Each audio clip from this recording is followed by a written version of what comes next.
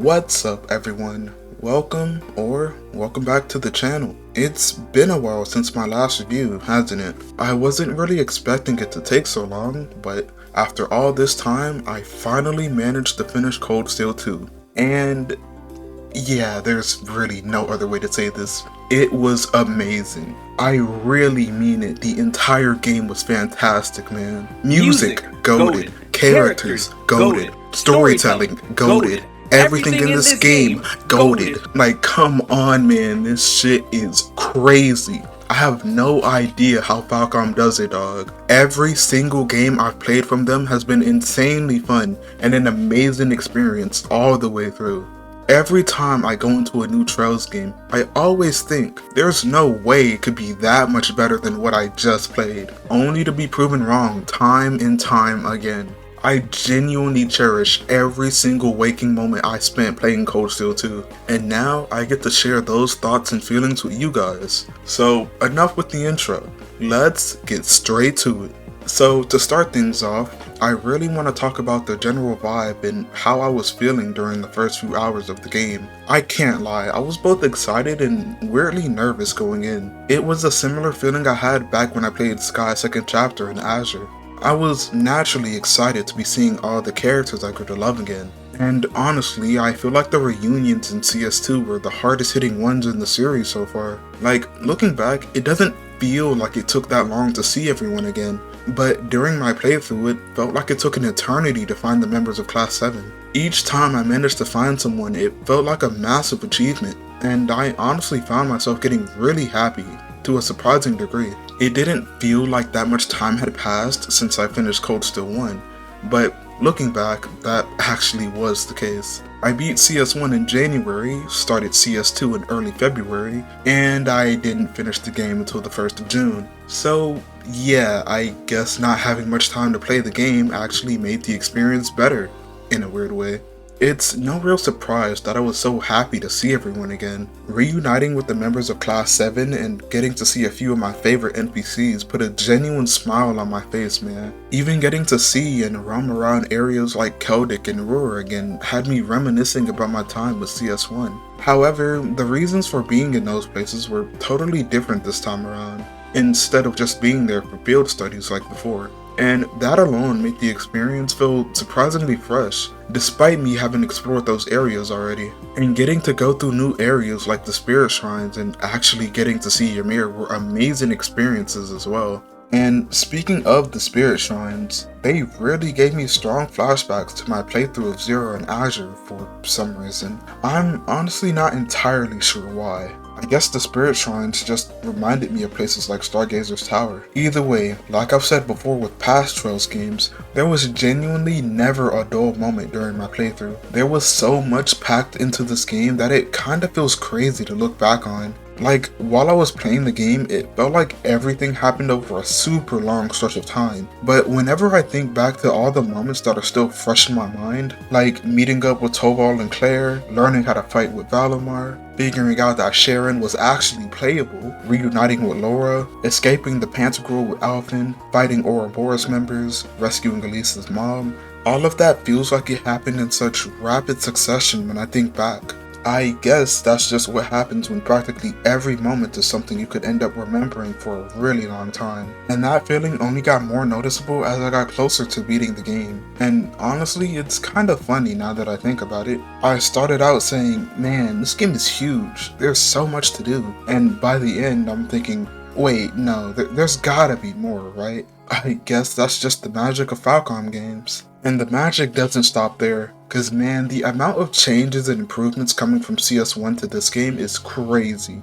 Cold Steel 2 doesn't feel like a simple continuation of where the first game left off. It's a true upgrade in every sense of the word. They made practically everything better and added a bunch of cool new stuff as well. The big one being the Divine Knight battles. I swear I was so caught off guard at the end of the first game when they suddenly threw a tutorial for mech battles at me. Like, yeah, obviously there's been mechs and Trails for some time now, but for some reason it never crossed my mind that I'd eventually get to use one. The mech battles in CS2 were insanely fun, man. I got hyped every time they came around. It took a bit to get used to, but once I found the method, I was locked in each and every time. I do hope that in future games, they'll add more customization for mechs. Don't get me wrong, the orbs were cool and made a pretty big difference, at least in my eyes. But when it comes to giant mechs, you can't help but want to do whatever you can to make yours better than the enemies. Either way, as they are now, the mech battles are great, and I can only hope that things will improve as I continue the series. Also, I gotta say, Valimar is the absolute GOAT, man. Every word that man spoke was some real life-changing stuff. Now, aside from the mech battles, the other additions in CS2 were just as good. The first thing I instantly noticed was that the field attacks could sometimes hit 2 or even 3 times, which was super cool to me in the moment.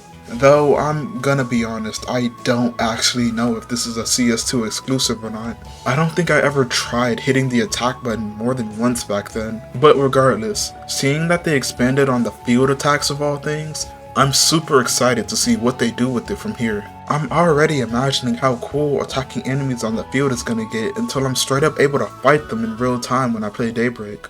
Whenever that day comes anyways. When it comes to actual combat though, the addition of Overdrive was low-key a lifesaver time and time again. Although admittedly it is kinda just Burst from Azure in a different font.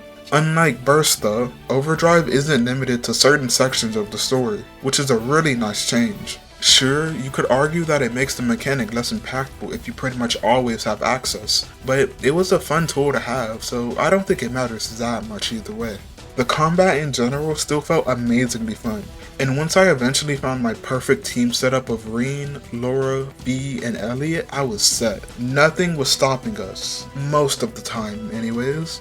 Like I said in my Cold Steel 1 review, I can get through regular battles easily enough with my preferred group, but the boss fights were a completely different story. I can't even count the amount of times where I felt like things were going pretty well, then eventually I kinda lose focus for a second and end up doing something kinda stupid. And all of a sudden, things are looking really bad really fast. I had to be completely locked in for boss battles, and it was really fun. Overcoming a boss really felt like it was something worth celebrating each and every time. That kind of satisfaction from a combat system alone is hard to come by, but man, this game does it so well. Another thing the game does well, as usual, is the music. It's Trails, so of course the music is gonna be good, but oh my god man, the songs seem to hit even harder than usual. Genuinely, there were so many times where I'd stop what I was doing just to vibe out to town music, or completely stop playing just to hear the battle themes. And don't even get me started on this opening, man. Oh my god. I'll be honest though, it took a few listens for me to start liking it. At first, I thought it wasn't as good as Cold Steel 1's opening, but now I can say for certain that this opening hits just as hard as the first one.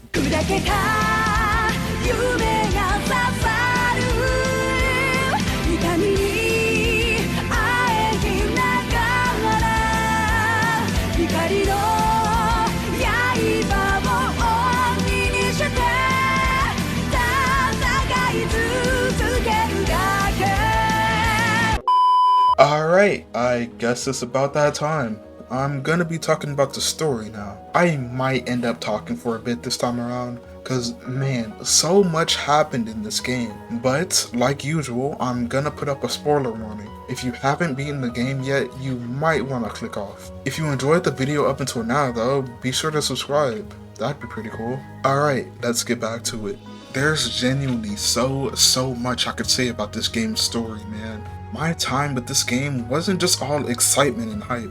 Progressing through the story honestly had me really nervous at times. It's similar to the feeling I got when I was playing SkyTech and Chapter for the first time. I had no idea what to expect going in, so whenever something big or crazy happened, it felt like my reactions and emotional responses felt more raw and genuine in some way. My feelings just felt more amplified here for whatever reason. I said it before, but so much stuff happened over the course of this game that thinking back on it is an experience all on its own. The insane effort it took to reunite with Class 7, all the fights with the Ouroboros members, rescuing Elliot's sister, fighting alongside Angelica, rescuing Alyssa's mom, liberating Ruhr, the Divine Knight battles against both V and us, and don't even get me started on when Keldic got hit, man. Oh my fucking god. I can't even begin to describe what emotion I felt when I found out. I didn't even realize just how attached I got to all these places I visited.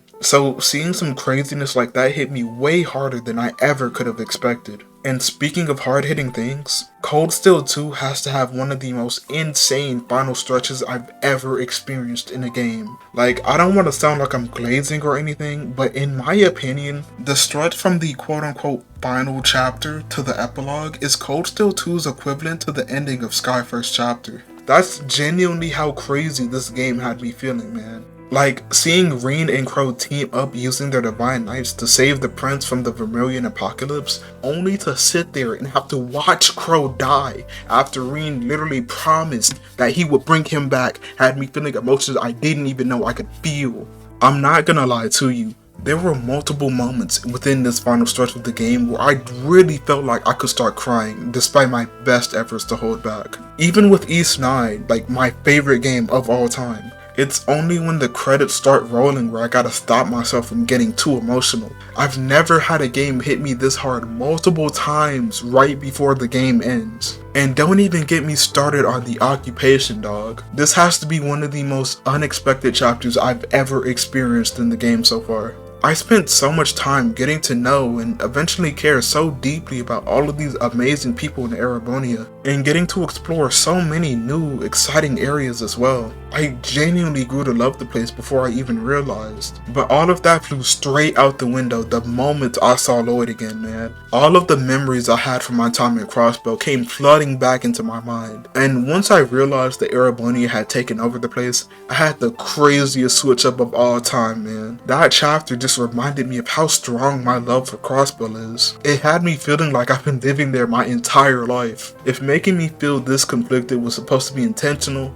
man, Falcom did that shit really damn well. I know this is supposed to be Erebonia's story and all, but I don't care. I'm gonna be rooting for Crossbow no matter what happens next. And despite everything I was feeling because of that chapter, I still had to watch the members of Class 7 part ways and continue on with their journey in life. Like, despite what I just said about the occupation, I still love Class 7 so damn much. This epilogue had me feeling like it was really goodbye. It's not like I know what's gonna happen next, or when I'll ever get to meet these guys again. So this really felt like having to say farewell to someone you truly love. Turning away and just hoping that one day your paths will cross again. Despite not being a cliffhanger like Cold Steel 1, this ending somehow hit me way harder. After working so hard to reunite everyone and liberate the school, having to say goodbye to close friends, comrades, and the place I fought so hard to take back, it was hard, man. It really was.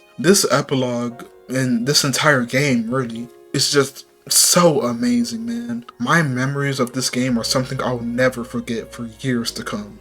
And yeah, that's pretty much everything I had to say. I've said it before, but this series continues to impress, time and time again. I knew the game would be pretty good, but I wasn't expecting it to affect me the way it did. Falcom really doesn't disappoint, man. Finishing Cold Steel 2 signals a bittersweet yet satisfying end to a very memorable journey, but it also marks the start of new experiences yet to come. And I kind of mean that literally, since someone bought me Cold Steel 3, so, you know, might be on that sometime soon. Anyways, that's all for me. If you enjoyed the video, feel free to leave a like and subscribe if you want to stay posted for future content. Alright, thanks for watching. I'll see you next time.